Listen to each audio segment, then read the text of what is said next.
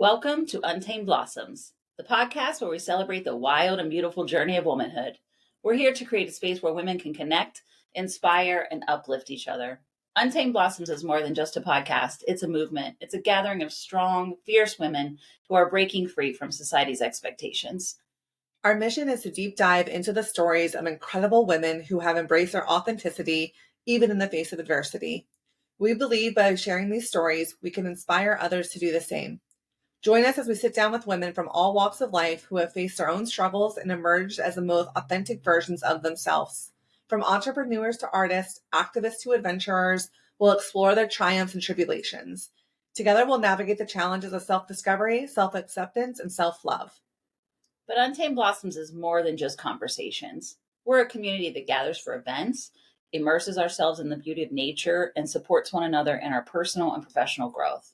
So whether you're seeking inspiration, looking for a supportive sisterhood, or simply want to hear incredible stories of women blazing their own trails, Untamed Blossoms is here for you. Together, let's embrace our wildness, bloom unapologetically, and rewrite the rules. Welcome to Untamed Blossoms.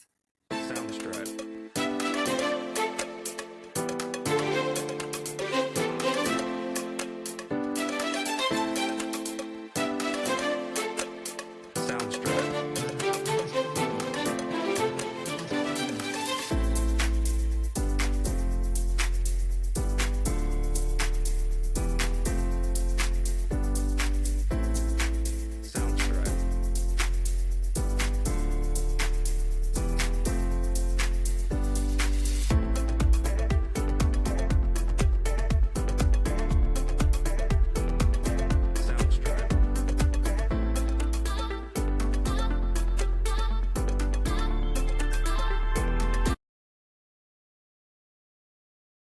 Welcome to Untamed Blossoms. We're grateful you're here. I'm your host, Amanda Riley. And I'm Cristi Riley. Welcome to the pod.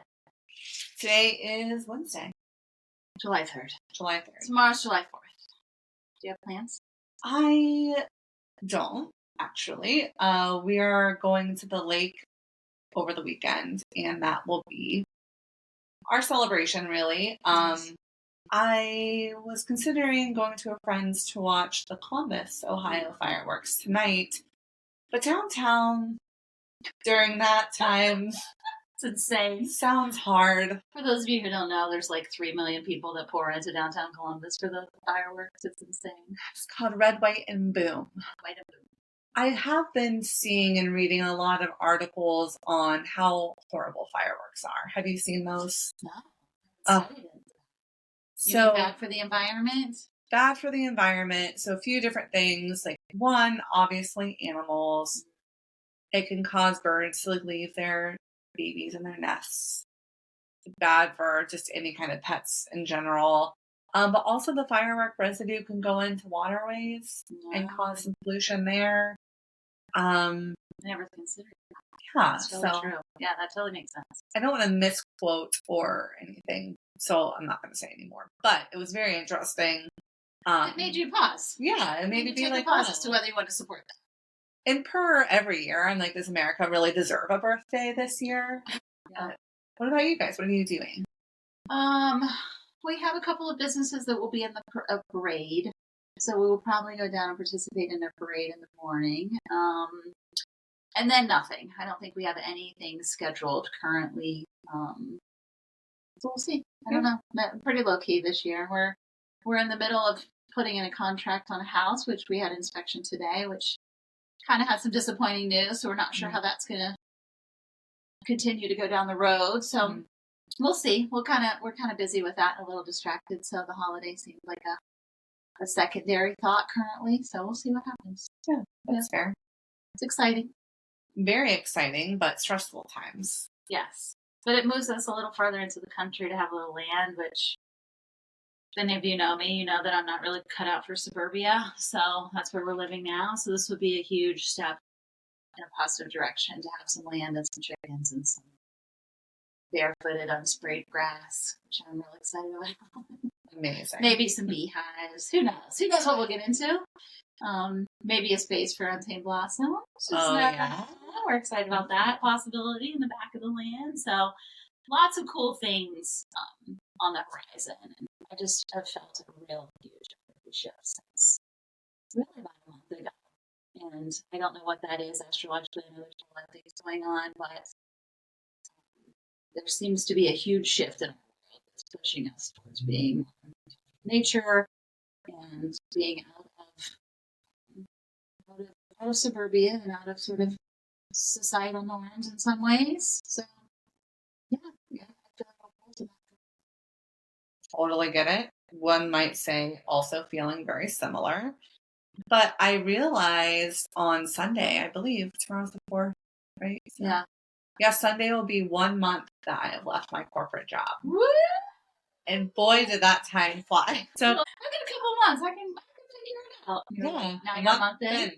Yeah, Already. Yeah. a month in. But I will say this podcast and starting this has been a dream of mine for so long that it feels like time well spent. And I'm loving this experience so far. Yeah. We've had some awesome guests and great topics from imposter syndrome to just relationship building and art and design. We've got a lot of great feedback. Yeah. It's exciting and I know exciting for you and challenging in some ways for me that I'm working through. When you say challenging, Cristi, what are you talking about? Well, I did share our podcast. Actually, a portion of what Sarah shared on our podcast, about our podcast, I did share on our personal story, which immediately got responses from the people who do follow me on Instagram. And I've kind of taken a looky-loo kind of a situation in Instagram and Facebook where I don't post a lot, but I scroll occasionally. Mm-hmm. Way more on Instagram than Facebook. I've kind of let Facebook go to the wayside, but I don't post a lot. Mm. Mostly because I went through a real exercise of not wanting the feedback or needing the feedback or, people liking your stuff. And I went through a period of time where I disconnected myself from that and not needing that outside. I was just going through a real phase in my life that I just needed to listen to my own gut and my own self and be in my own stuff and not looking to see what people had to say about it and if they liked it or didn't like it and how many hearts I got. And, so I stepped away from social media for a while ago for that reason. So having the podcast is great. And I love having the conversations in by itself. If anybody knows me, like having deep conversations with women is one of my absolute favorite things to do in the whole wide world. Having it out there for everybody to listen to and tear it apart and all the trolls that can come with having a podcast and having any sort of presence online makes me want to vomit. And you and I talked about this before we started. Yes. But I also feel like it's really necessary. And so I'm definitely being called down this path for a reason. And because I'm afraid of it tells me that there's something there that I need to work through. Yeah. So I've been slowly sort of baby stepping, announcing this endeavor for us and kind of tiptoeing in that. And just the fact that you and I have been talking about it means that I've been doing it more, right? Yeah. And just putting myself out there. And I know that it's going to get a positive. I know that we're going to get a positive response. And I know that we're going to help a lot of women just by sharing these stories and other people's stories. And I do feel like we've lost that in our society a lot, that women do need to use their throat chakras to communicate and be in community. And we've lost a lot of that. And I think a lot of women really suffer from that, not having that collective that they, can really communicate with and are really feel supported from. And that's why we decided to do this, right? That was the whole point of starting this podcast. So that, and there's already way too many men with microphones. You know what I'm saying? Like there's a lot of male podcasts. Yeah. And where are and I do follow a lot of female podcasters, and some of my favorites, definitely Almost 30 is my huge inspiration of doing these. But, there are a lot of podcasts out there where men are using their throat chakras without a care in the world, right? And I think already we've been doing this for we went live on Sunday. Right. So we've already published 2 episodes. 2 episodes. This will be our third. It will be up next week. We plan on doing this in a weekly cadence. But, in that short amount of time that we have been out there, we've had, I'm going to say, between people you know and I know, say, hey, you should have so-and-so on your show. Right. They have a great story. Let's say 15 to 20 people, women, right, that we have got recommendations, or them themselves saying like, hey, I would love to do that. Right. And I think it's just a testament to what you're saying is women are desperate to Right. be able to come together in community, share what their learnings, their stories.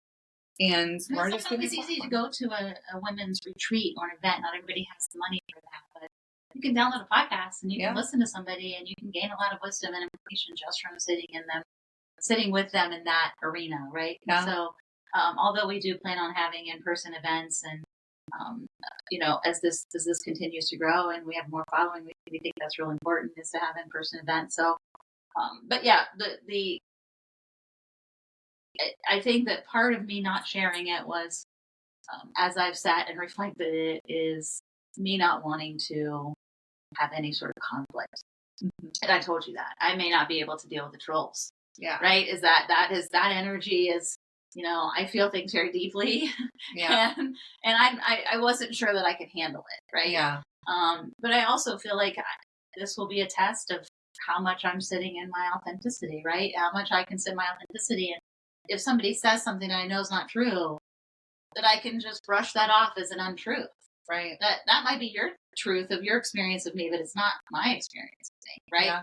And so, and just really stepping into that and being willing to look at any of those adversities. And I'm one of those people that, will avoid, mm-hmm. conflict avoidance in some ways.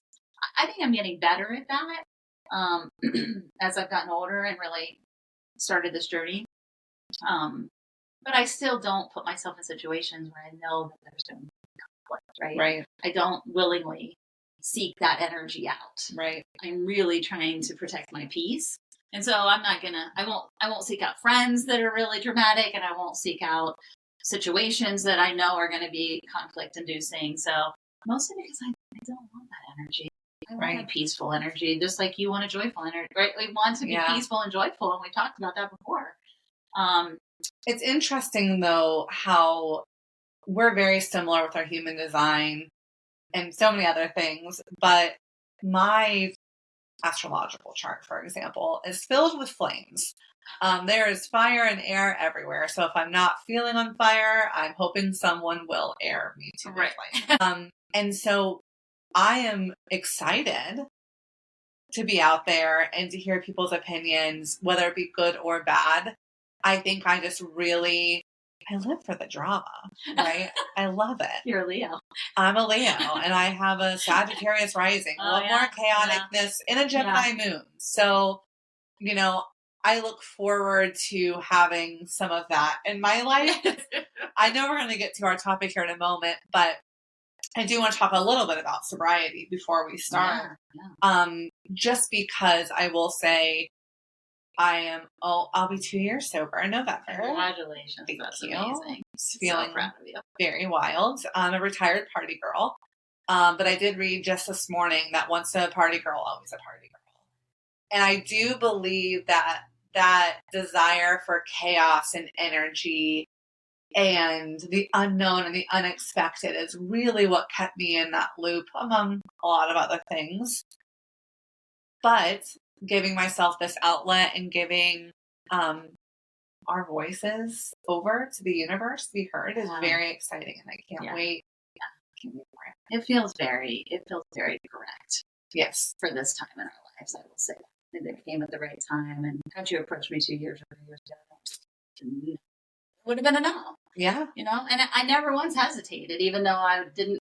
I knew I was going to have this hesitation. Yeah. I didn't hesitate to want to sit down and have the conversation. Do you remember the exact moment I asked you, or actually I shouted, we should do a podcast? Yes. At the gym. On the adductor machine. Which is one of the veins of my existence, that adductor machine. So I think I got you in a weak moment.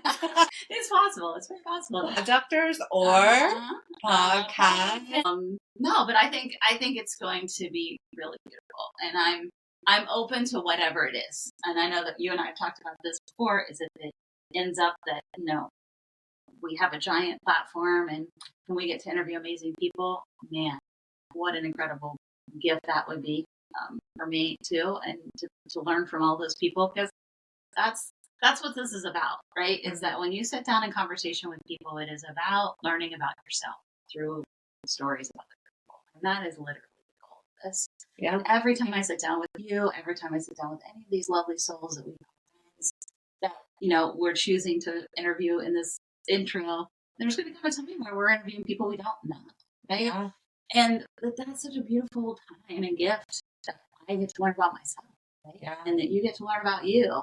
And I think that's a really beautiful thing. And I need that in my life. Yeah. And I think we all do. For sure. Yeah. And our topic today is about people pleasing. Yeah. Right. And I know that I'm a sufferer, said people pleasing. I know that you are a sufferer, have been a sufferer of people pleasing. Well, could you start maybe, I know you shared a little bit of this on the previous episode, but can you talk a little bit about, I know you were a young mom. Yeah. And that I would have to assume, unless you want to go into childhood things, maybe not, but that probably started a lot of it. I can imagine being a young mother and having to figure all that out wouldn't be a proper springboard. So could you share a little bit about maybe where you really felt that settle into your adult life? I don't even know that it started as being a young mom. I will say that people pleasing, I think, did start very young. My mom is one of 9 children. I was one of 21 first grandchildren. And we were a very tight-knit family. Not a lot of money, but we were at my grandmother's house every week. It's what everybody did. We were there almost every weekend. And you came together, and there was like 60 of us in a tiny 14 by 70 trailer. And we all got together, and we all sat in communion and had meals together. And as I remember it, and people in my family may disagree with me, but as I remember it, a way to get attention from the adults or to be seen in some ways was to be in service. Mm-hmm. And to be pleasing in that way, right? So you're doing for others, got you. Like, wow, thanks for taking care of your grandmother. Thanks for taking care of your uncle. Thanks for taking, it got you noticed in that sea of people that you would otherwise not be noticed, right? And I think it started then, honestly, as it was a way for me to sort of stand out amongst all those people and to get the accolades. And then everybody asked when I decided to be a nurse. I didn't decide to be a nurse. I just was so used to taking care of people that I'm going to continue to take care of people, right? Mm-hmm. And so fast forward 27 years of nursing career, right? Like I was just taking care of people. So the people pleasing, I think, started then, and it was in the form of caregiving. Mm-hmm. And I think that people that go into a caregiving mode, or whether it's a career or whether you're just doing it personally, is that you're doing it to get some sort of need met, right? Mm-hmm. And that I was getting a need met by being paid attention to. When right. in my generation, I'm a Gen Xer. It was go outside and come home literally that's all over, Instagram, and we make fun of it. It was for real. Yeah. You were told to go outside and entertain yourself and come home for dinner. My generation, millennials, were the last generation to really go through that too, yeah. Right? So I think that's a pretty huge cultural shift as well. So we didn't get a lot of attention paid to us. It was an adult world doing adult things, and the kids were a side hustle. It was a side thought that your kids were, and not in a negative way. Not that anybody was intending to neglect us. It was just the way it was. Where I feel like now kids are very center to the parents' world, and it's about them. It's not about the parents' life. And so I think we've shifted to the other end of the spectrum, probably in somewhat of an unhealthy way for children, where we probably need to be somewhere in the middle. And I think there's some conscious families doing that very well these days. But I know how many families have kids that are going to 12 activities, and the parents are being run like crazy to the point of being totally exhausted and miserable running their children around because they think that's what they're supposed to do to keep up, right. And to keep the kid entertained. And there's a whole lot of levels to that we don't have to go into, but the people pleasing part of it, I do feel like is all tied into that. You're getting something out of it whether that's your small self being seen, whether you don't feel like you're enough. So by doing for other people, you're giving up of self to make other people happy, and that makes you feel good. And I think I've shifted out of that. I don't know. I know that you've started on that journey as well, shifting out of just doing it to make to get that feedback, right? The feedback is within me. I need to take care of myself first. It doesn't mean that I'm not in servitude all day to my kids or to my husband or to business or to my friends. We do continue to be in servitude, and you want that. It's not about selfishness, but you do have to in some ways shift when you're a people pleaser out of that mentality, is that everybody's emotions are your responsibility, and that ties into avoiding conflict, right? And I think that's my small child trauma, is I don't want any conflict, so I'm going to do what I can to keep you happy, so that I don't feel like there's going to be a conflict, right? And then you get used to giving up yourself to please others, to avoid conflict. So it's all, to me, it's all tied together, right? It's all that avoidance of conflict thing. It's getting your needs met, and conditioning in some ways. You were taught how to do that by, needing to protect yourself or whatever it is that came about it. But I think most people that are people pleasers, there's some theories out there about attachment theory that, you really didn't have a strong attachment in your formative years early. And so you have these root attachment theories, different style of attachment, I should say. Everybody has what they have, and we're dealing with it, and we're working with it. So I'm not shaming it, but it's just, that's what you're dealing with as an adult. Yeah. It's figuring out what's my attachment theory, what's my attachment style. Yeah. Where did I come from, and how does that benefit me or not benefit me as an adult? And the ways that it's not benefiting me is, in relationship, in a lot of relationships, whether it was friends or the mother, as well as sometimes I would give up of myself in order to have those relationships, in order to make them happy, in order to, I would give up of myself to keep them happy in that relationship. Right. It's a whole other layer of not wanting to be abandoned, fear of abandonment. That was from my father leaving when I was little. These things are all layered, right? There's layers that you can put in, and you find yourself down this road, and then you realize, like, if somebody put a pen and paper in front of me right now and asked me what I wanted to do in the next 5 years, making me really happy, all in my own silo, could I answer? And for me, the answer was no. Yeah.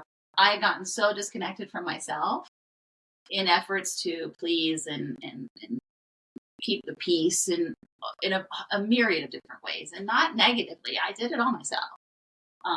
That I wasn't connected to myself.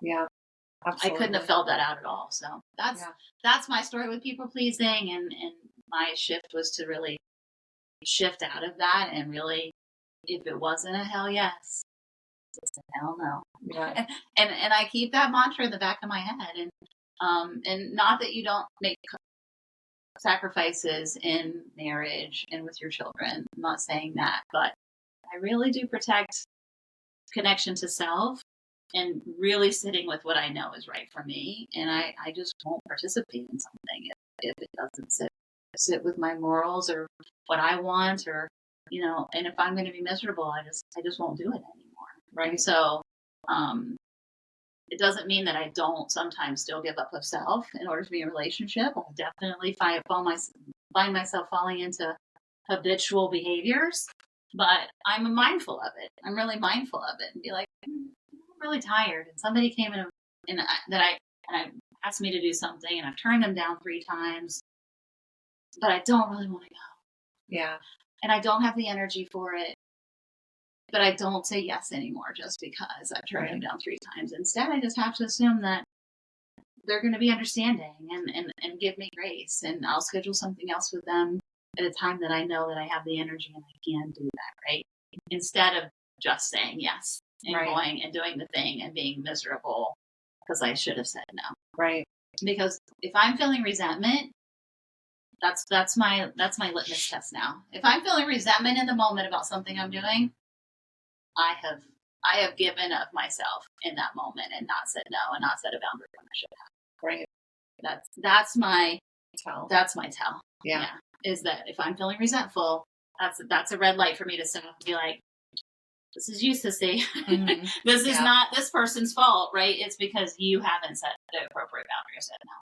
Right. Absolutely. What has been your journey with that? How have you navigated it? I think from a very young age, I have been someone who helps take care of people as well. I also was in every kind of activity you could think of in high school, right? I was in track, I was in choir, I was in Spanish club, I was in a ski club, and I never even went to a single ski event. So I, did the musicals. I just was always so busy. And I kept myself busy. And then I went to college and I had freedom, and that was super great. And then I also felt kind of scared about that too, of like the lack of responsibility that I had had for so long, whether it be to, my parents or my brother or to school obligations. And what I found was that I could create my own chaos and need by being a super fun party girl. I never had felt particularly attractive or felt particularly popular, although I had lots of friends, right? But this was like a really new opportunity for me to, I don't know, be like wanted and cared for and needed in a social setting.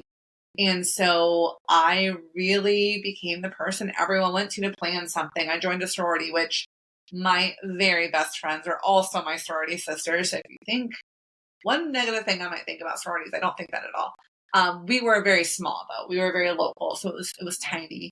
But I put myself in positions within the sorority, within my friends group, to be the person people needed. Right. And I felt good about that. And then I would have parties and I would get everyone together. And that really bled into all of my 20s. And as long as people needed me, I felt really good. And in corporate America, I realized if I just say yes to everything, I will always have a job. I will get promoted. And I just did. And if anyone's listening that has ever worked with me, I would not have a time or just would really need some space. And I could not let myself say no to a need that the business had, which is crazy because it was never my business. It was a corporation. But I would end up doing all of these really crazy things and offer and volunteer to like do a party planning committee and run customer service appreciation week and do all these things. So, for me, it really showed up lucrative. Right. People pleasing meant coin for me. Right. The more I say yes, the more promotions I got, the quicker I was able to progress. And then in friendships, I just really liked being the one that got everyone together. And I would feel very strong guilt saying no. So I would find myself constantly saying yes to everything everyone needed. All of that changed for me much more recently than your journey through this, because I stopped drinking and I cut out the chaos and the disruptor of my life. And all of a sudden the dust settles, right? And you see maybe how much you're doing for people and really realizing, wow, this person's really just relied on me to figure it out for them this whole time. Or, wow, I was in this relationship where I just solved every problem immediately. That's why I think this is an important topic, as I think people pleasing can show up in so many different ways. I would say I haven't really avoided conflict for a long time because of my corporate experience. I don't have a problem with it, but what I do have is a fear of people not needing me or finding me relevant. So I will continue doing for them until something happens. And then I'm like, I will never talk to you ever again. Goodbye and good luck. And that's also not a great way to be. So anyway, navigating sobriety, navigating feeling feelings, observing how people are treating me and observing where my energy is going. I think many people I'm close to with right now would say, I haven't seen you for a while, or wow, you've been really busy, but you're unemployed, so that's strange. And I would say it's because for the first time, I'm not making myself completely available for everyone and everything. And that doesn't mean that I want to be less of a good friend. Right. But like what you were saying, I have to focus on me. And my tell is I get a good old fashioned millennial tummy ache. Yeah. If things are not aligned, boy, does my tummy hurt. And people know, like if I say, you know, I can't do something, my stomach's killing me, they're like, something bad must be happening. So that's my tell that I'm just like, wow, why am I doing this if I'm physically, next week we have a really great guest coming on the show. She's an author and she's going to talk a little bit about mental health, and her and I have been friends for 16 years plus, and she will always say, like, she's going to talk about mental health and anxiety and those type of things, and I never really have that mental loop, the constant like conversation, but what I do get is physical manifestations, which is what a lot of people get when they have the mental loop, and the anxiety is the bellyache. Like, yes. It's very childlike. Kids, yes. I was a pediatric nurse for 27 years, so kids will just be, my tummy hurts, my tummy hurts, my tummy hurts. That's how anxiety produces in them, right? That's how it shows up. Yeah. And so they don't have the words for anything else, and they don't really have a lot of experience to have a mental loop, and some people like you aren't really subject to the mental loop, which I envy of you so badly. I wish I could shut the tabs in my brain half the time. So the fact that that's not where yours comes from, it lands in your body. It's interesting. I think it's and I think it's easier in the corporate world to have that sort of conflict resolution. Do you feel like you're starting to, were you avoidant of conflict in your friend group? For sure. So like, I'll never forget, I had a senior manager who I reported to that I really respected and really liked. And he said, yeah, your biggest opportunity is you have a hard time with conflict, having a hard, difficult conversation is what we called it. Right. And I was like, really? That's so interesting. I don't think I do. And I realized what he really meant was the traditional way of conflict resolution. So, I worked at it, got more direct, and it was great. I was like, this is totally doable.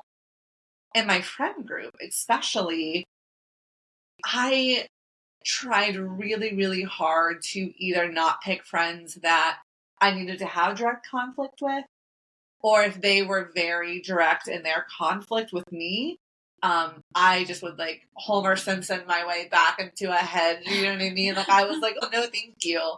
But it was all the places in the middle that got me. Yeah. It was just, I feel like to be a good human being, you have to be in service of people. And I feel like people deserve a lot of chances. And I want to help as many people as I can always. And that has got me in trouble. Because of lack of boundaries and lack of knowing when to put myself first. The answer to that is always put yourself first. Yeah. And I think that we haven't historically done that. Right. Yeah. Correct. Limits and boundaries. I had a coach tell me that one time. Everything is okay within limits and boundaries, right? Is that, of course, we want to be in service of people. Of course, we're going to be in service to our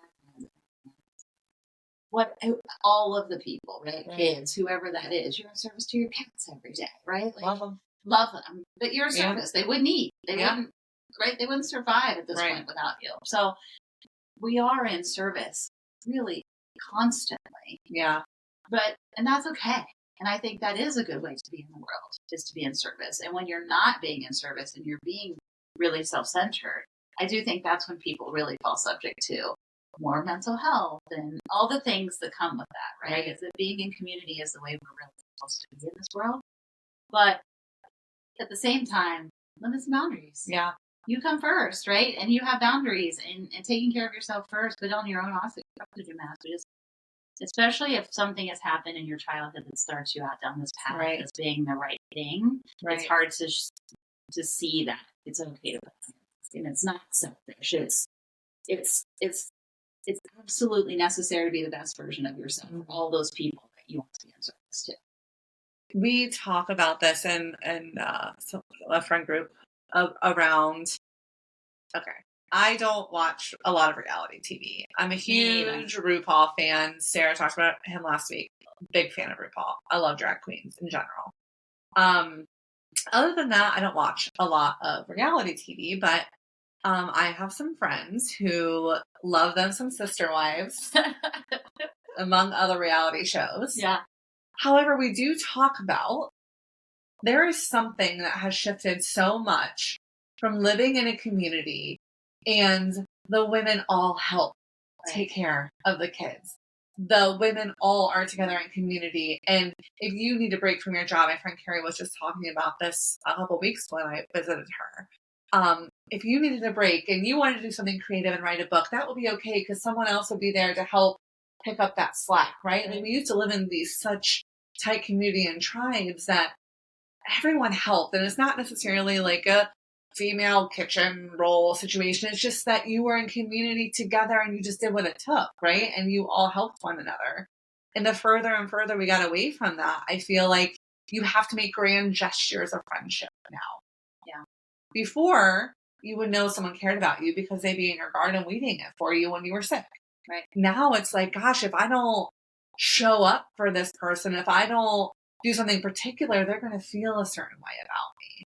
And it's easy to have that mirrored back to you on social media, or even when you hear your friends talk about other friends. And you're like, wow, if they're that upset about them for not showing up for this one thing or not doing this one thing, I have to stay on my P's and Q's because I don't want them to feel the same way about me. And that's my own thing, for sure. But I think that gives you that extra, if you're a people pleaser by nature, that extra pause to saying, am I doing enough? Am I being enough? Versus, do I even have this to give? Yeah. I just think that's a real symptom of the disconnect. For sure. Right? Is that if you are living in a tight-knit community and,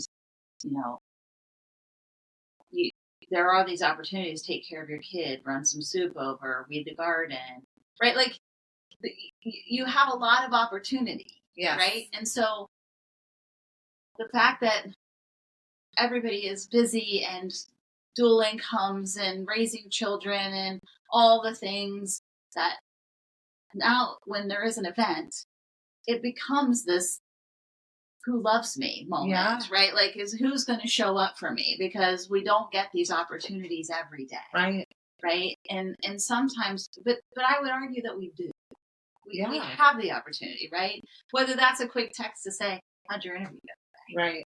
Right. Yeah. How's it going over there that you're unemployed? Are you doing okay? How is your mental health okay? Right. Let me,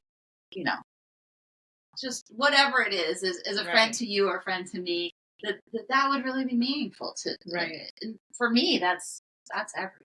Right? Yeah. Like, how's it going? You've been on my mind today. How are you thinking?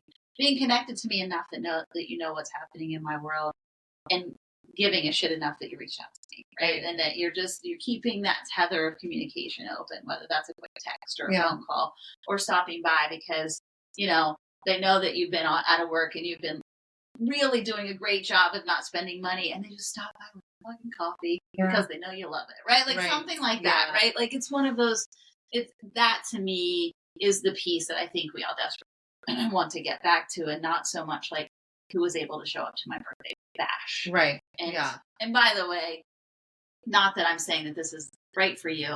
I think she's saying this pointedly because my birthday is coming up, everyone. July 31st. Here's like no party. But also, as a sober person, taking yourself out of those situations, right? That's not about, and that's when it comes back to putting your mask on first, and that the decision has to be best for you in the beginning. And it doesn't necessarily mean that you feel bad about you don't like that person anymore. Yeah. I'm not coming to your birthday bash because it's at a bar. Right. And that's a trigger for me. And I don't want to drink. And I don't necessarily want to be around now a bunch of drunk people. I love you and I want to hang out with you when you're sober, but I can't do that for myself anymore. Right. And I've made that real choice, right? And so that's just, and I'm not, for all of you listening, I'm not saying that she's done this recently, but that's a nice example to kind of connect your sobriety back to it. Is those are the kind of things I'm thinking about. It's not these big things, right? It's like, I have to put my mask on first. And as a sober person, I'm going to make that choice for myself first. And if you want to have your birthday party at a brewery and have a wild time, have at it. That is your experience, and I am happy for you. Right. Just don't be upset at me as your friend when I say, hey, can I meet you the next day to celebrate your birthday? I've got a gift for you, and I want to have coffee and take you to brunch. Well, because that's more of what I can give you at this point, and that's where I'm at, and I still want to spend the time with you, and I still want to celebrate your birthday. Just not going to do it in that way with you because I can't, for my own personal boundaries. So, and that's what sobriety teaches, if anything. And because all that can be true for a sober person, and some of it isn't for some sober people. But the beautiful thing is you get to really figure out what you like. Like, I unfortunately hang out at brewery a lot. For work, I do some brewery running of social media. So being in breweries are totally not a trigger for me personally. But there was a book club event that happened that it was at a winery.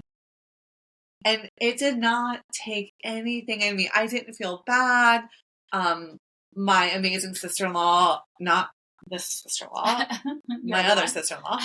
I have 3, actually. The point is, she has been so grateful to invite me into her book club, and I've been loving it. I love the women that join it, and they're so creative and interesting, and, it's been wonderful to be a part of that. However, a couple weeks ago, someone decided to have it at a winery. Totally great. I would have done that in a heartbeat years prior. But for me, it wasn't I feel so bad telling her I can't make it. I was just like, I'm not making this one because I know that would be too hard for me. Yeah. And that's how sobriety has shown me a different way when it comes to people pleasing. Yeah. Because nothing will jeopardize my sobriety. Like, I won't let it. And because I am a retired party girl, I wasn't sitting at home drinking alone. I did that too, but that wasn't my preference. My preference was being around a lot of people. Give me a microphone in a karaoke bar. Give me a good time. That was my jam. Dance floor. But now I get this really cool opportunity when Gremlin hour sets in and everyone's doing weird shit. I can get in my car and have my own 30-minute private party in my vehicle safely and get back to my house. Like, it allows me to give myself permission to not feel bad. And that's one of the only areas in my life that are really cut and dry for me is around sobriety. I can go anywhere. I can be around alcohol. It doesn't bother me. But when it does, I can just get in my car and go. But what a teacher. What a teacher your sobriety has been for you. Biggest teacher. And it is now reaching into other aspects of your life and really it just holds up a mirror to all the other things, right? And all the other relationships and as I like to call myself a recovering people pleaser. We're coming on the other side of it, right? Where I don't feel like I have to do things just because it's family, just because right? Like, it has to really be okay with me. And if it's not, then the answer is no. Yeah. And not that I don't slide sometimes. I'm not perfect. I'm still recovering, but I'm not perfect. These behaviors are really ingrained and they're really hard to become conscious of and change, And so the other part of that is not to beat myself up when I start to get resentful or you start to have a bellyache, right? Is to be like, wow, thank you. Like, I just now, it becomes more and more aware every time that happens, right? As I become more and more aware of myself. Where did I drop that boundary? Why? Why did I do that? Why is probably the biggest question. One. Why, right? Is okay, now I'm realizing that I did it and I may have not realized it at the time.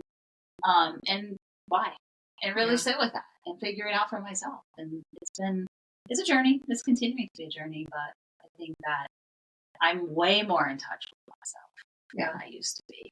Way more. And I know who I am. Mm-hmm. I don't need anybody to tell me that. I don't need the likes and the hearts and the comments to tell me who I am and what I'm about and whether that's okay or not. I sit really confidently in the fact that I'm still a forever learner and that, I can sit and have a conversation about something that I may not agree with. You and I did it the other day. Yeah. About military, right? We talked about that. We did not have the same opinion.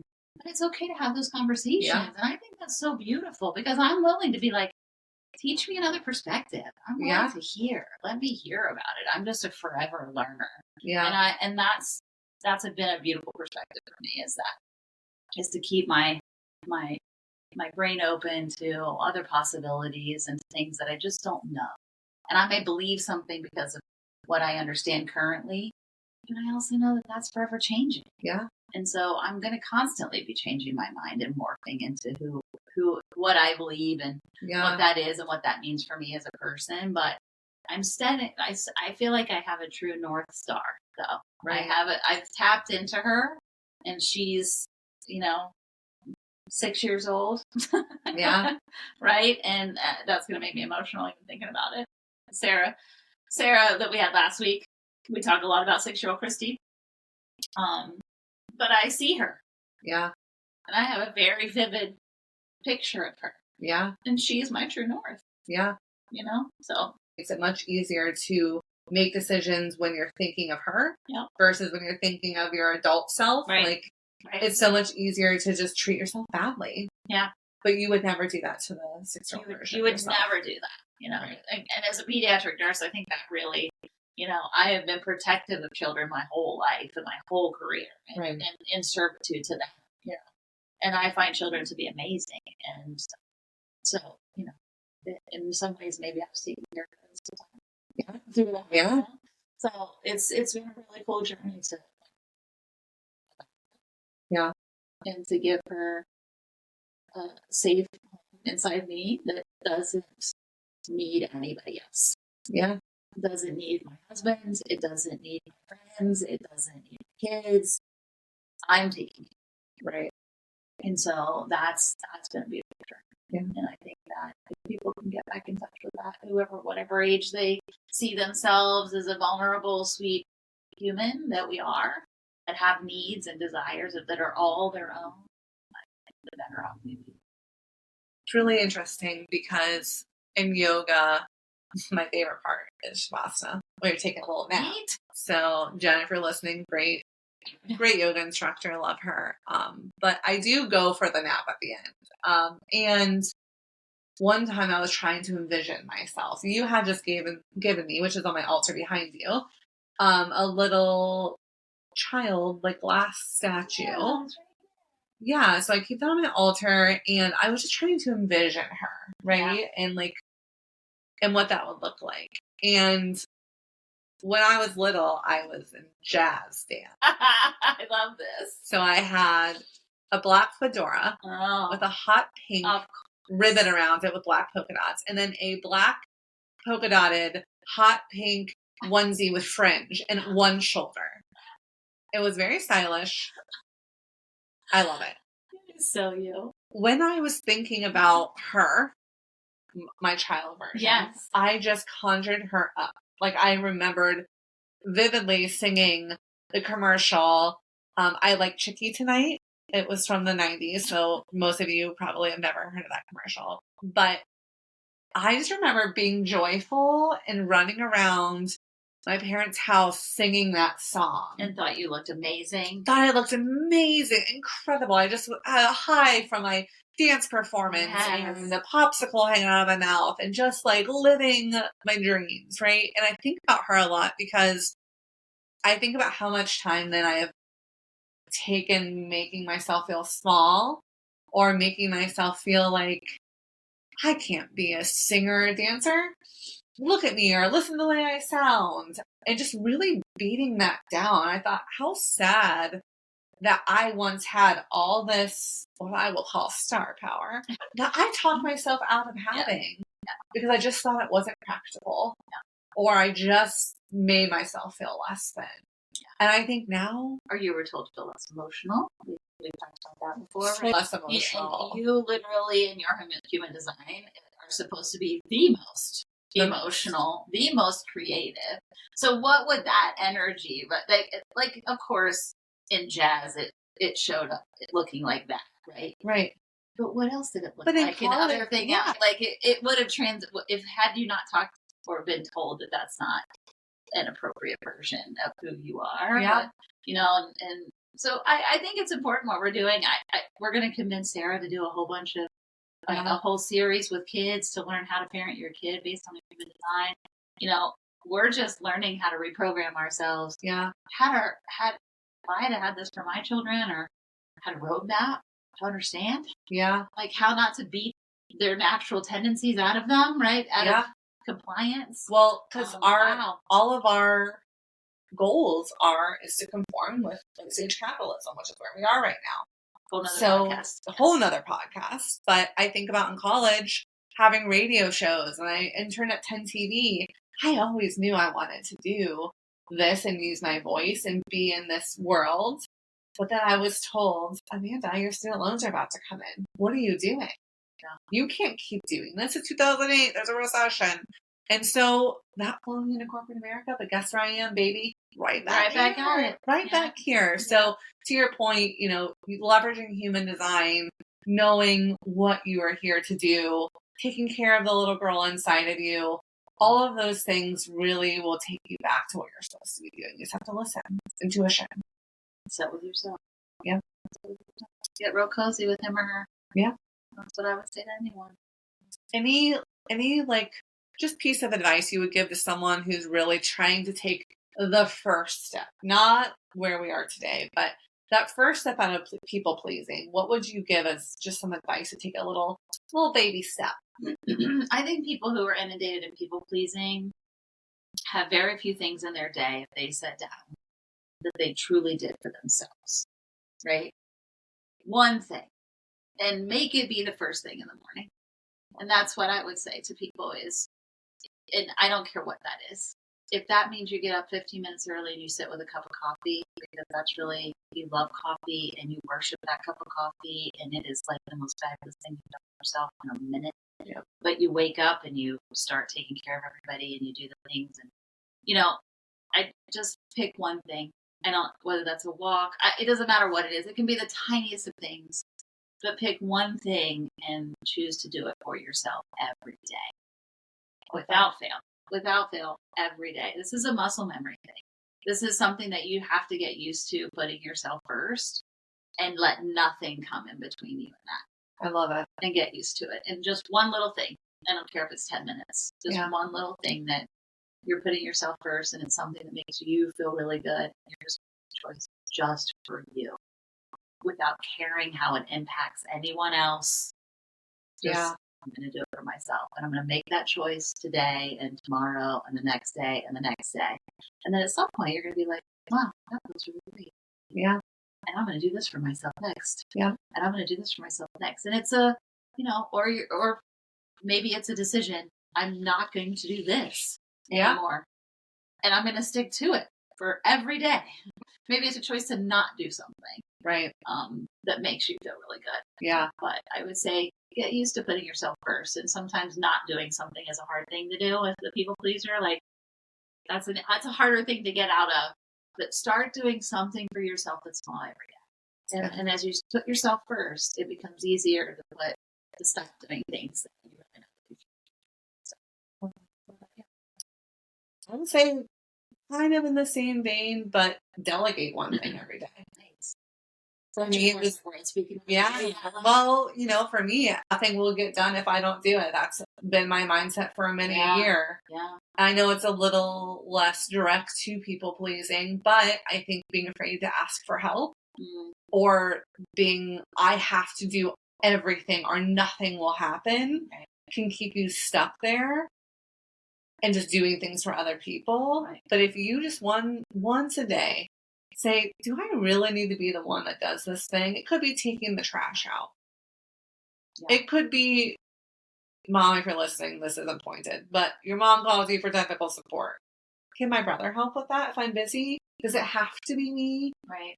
And I think getting in the habit of saying that and asking yourself that question, just one small task a day, can be a huge breath of fresh air, especially if if you truly believe you have to do everything because something horrible will happen. Right? If you let go of that control, just try it. All right. Well. All right, everybody. I think that's it for today. Thank you for coming. We appreciate all of you, and we're looking forward to our next guest next week. Make sure to give us a follow on Spotify. And if you like this episode, we would love if you could share it, rate it. Please, again, we are on Instagram. Give us a follow there. And share it with people that you think that might be beneficial to hear this. Yeah. So, all the women in your life. Share it. Yep. Thank you. Love everybody. Yes. Love you. Love you. Until next time. Until next time. Soundstripe.